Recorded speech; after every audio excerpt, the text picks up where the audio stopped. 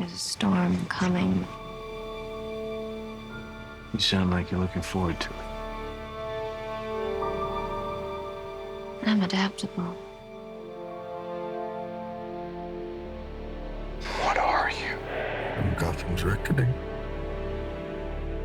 What we're constructing here is a very, very elemental conflict between good and evil. Why didn't you just kill me? Your punishment must be more severe. Did they kill him? I'm not sure. It's the true completion. I won't bury you. Buried enough members of the Wayne family. And takes everything to a whole new level. We were in this together, and then you were gone. It's a multi-layered story with massive amounts of action. The Batman has to come back. Chris was able to amp up the stakes for this last movie and really take it to places that I don't think anyone's expecting. What if he doesn't exist anymore? She must.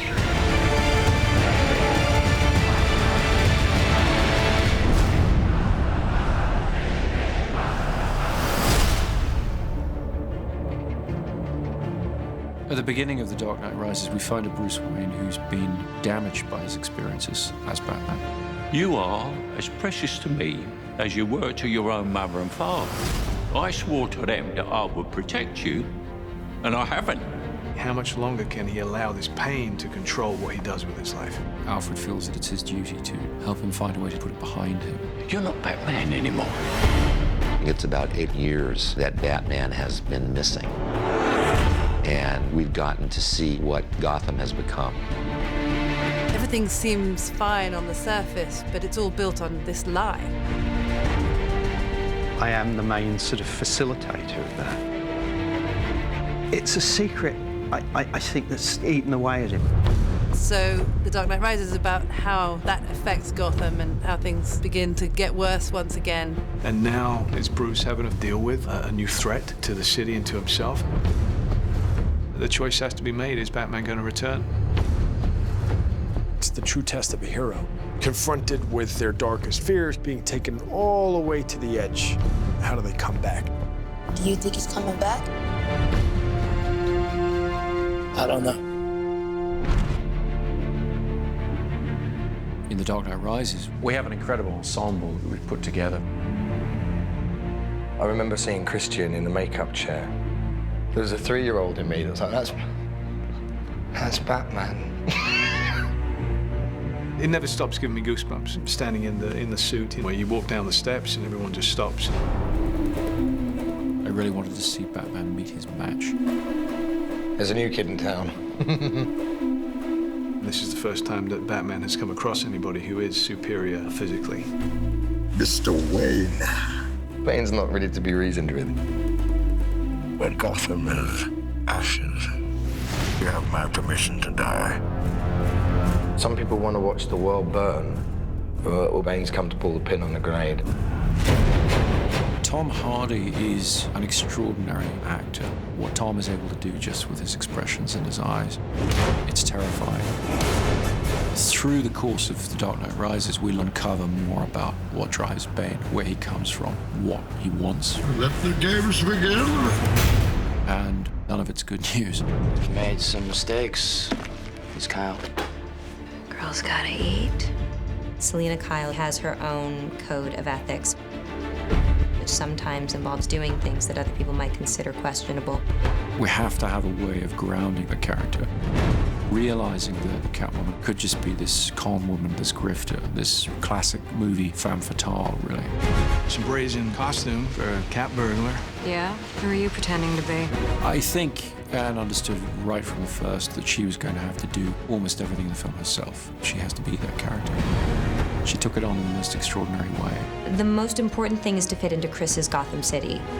My Catwoman has to be Chris Nolan's Catwoman. Don't be shy. When you cleaned up the streets, you cleaned them good. Pretty soon we'll be chasing down overdue library books. My character, John Blake, is a proud police officer. And in the midst of, I think, a lot of cynicism, he remains really idealistic and someone who really believes in what he does. We have a new character played by Marion Cotillard, Miranda Tate, a member of the Wayne Enterprises board, and she's trying to pull him out of his shell and get him back into the world. Don't worry, Master Wayne. Takes a little time to get back in the swing of things. Alfred, as played by Michael Caine, has always been the emotional heart of these movies. You know what Alfred is? He is us in this incredible world. He's not tough like all the others. These conversations used to end with an unusual request. I'm retired. I would say Lucius is the brains. Yes, Mr. Wayne, it does come in black. But he also has grown to have a great fondness for Bruce. Lucius and Alfred. Between the two of them, we try to keep his moral compass pointed in the right direction. And Commissioner Gordon, to some extent, has been left on his own running the police in Gotham. Jim Gordon really is the conscience of Batman, isn't he? What's great with Batman's allies is that they really bring interesting questions that Bruce has to answer in his life.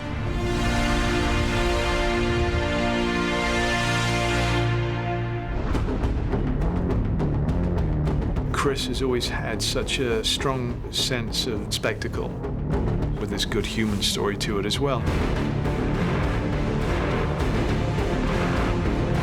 He turns those big action movies into something very intimate and emotional.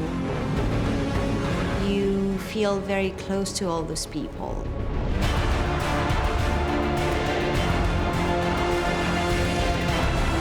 In every movie that Chris has made on the Dark Knight trilogy, he's been able to keep to great filmmaking in terms of the great characters and the great character arcs.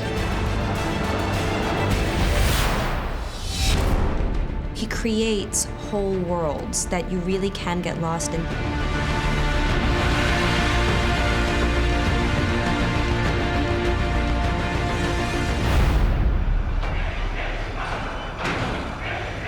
What does that mean?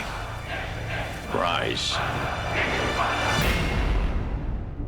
The Dark Knight Rises is certainly the biggest film that I've undertaken, by far. We really looked back to the silent era of motion pictures, when the image was paramount, when all you had was the scope and scale of a location, thousands of extras, that kind of thing. That's the kind of storytelling I was interested in exploring.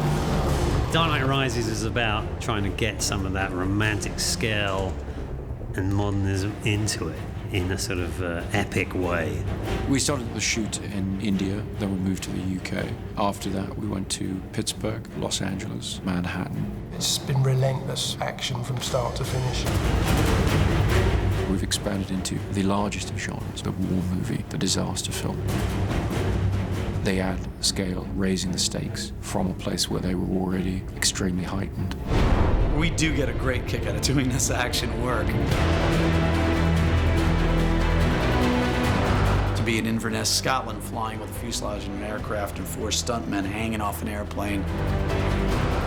With Chris Nolan, as much as we can physically do inside of that lens is where he would like to go. We had them on the outside of the aircraft, shooting through the windows, and it was a big thing to come together. It has this wow factor. We're back at Carlington, which is this large hangar. You okay? Yep. A lot of the film takes place underground. So we've built a Gotham sewer system and we're pumping an enormous amount of water around it.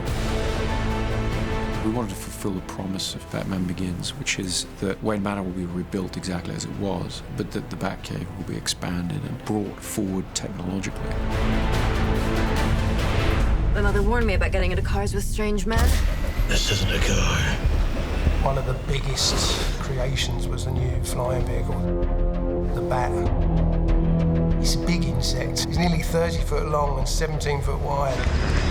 It needs to travel very fast up roads. It needs to climb up over buildings. Chris Corbould and Chris's designs are just phenomenal. It's a wonderful new gadget. We have a big stadium that we have to blow up. The Pittsburgh Steelers have kindly allowed us their stadium. We had almost 11,000 people turn up for one day's shooting to play fans of the Gotham Rogues. The biggest challenge is just the sheer scale of the operation that's going on. You know, we've got thousands of people in the stands, we've got multiple cameras, IMAX cameras. This is probably going to be one of the biggest, most demanding visual effects sequences in the film.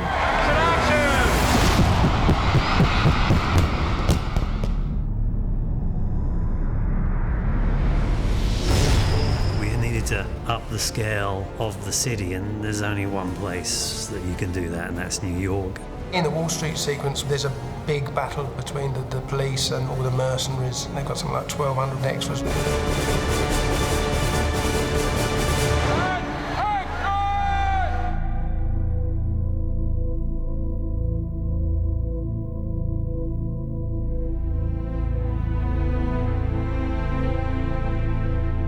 Chris really did want to shoot everything as real as possible, so there's no visual effects enhancing the amount of people that are in that scene.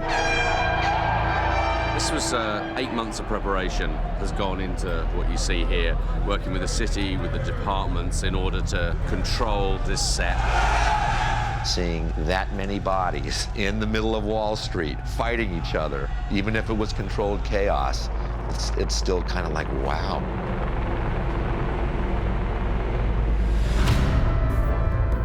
People of Gotham, we have not abandoned you. What does that mean? It means we're on our own. This is certainly the biggest movie that I've ever worked on. But then emotionally, it feels like something that a lot of people can tap into. It's wonderful. It kind of brings things full circle. You see only one end to your journey. Sometimes a man rises from the darkness. Every great story deserves a great ending, and we've really tried to be true to that. The Dark Knight Rises is our attempt to give that great story its great ending. We will destroy Gotham.